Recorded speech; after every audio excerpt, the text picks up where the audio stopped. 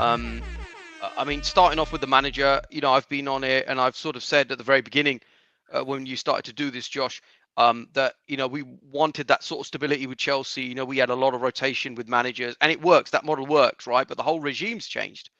Roman's not there anymore. Todd Bowley is, I was kind of thinking, is he sort of trying to buy up all the top talent now and getting Graham Potter to coach the talent because that's what he's known for? I'm still not in the Potter camp. I'm not saying he's done it. He's the guy for us.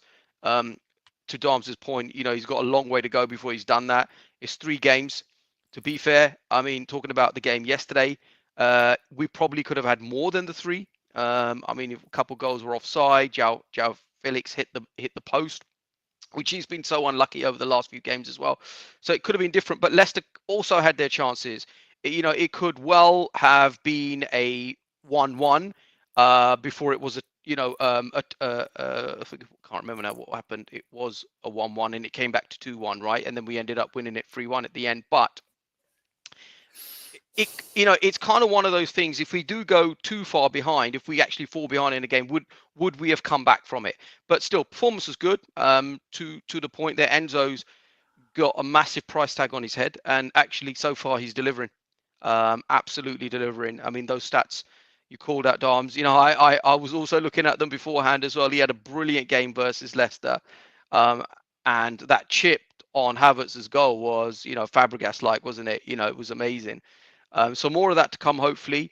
3 at the back, that seems to work. With Chilwell and Reece James at wing back, that seems to work. That sort of is being a successful formula for us in the past. And Chilwell looks brilliant, doesn't he? I mean, what a game to sort of come back and start scoring goals after injury. I mean, he absolutely didn't hold back, giving it to the Leicester fans as well. So all in all, great performance. We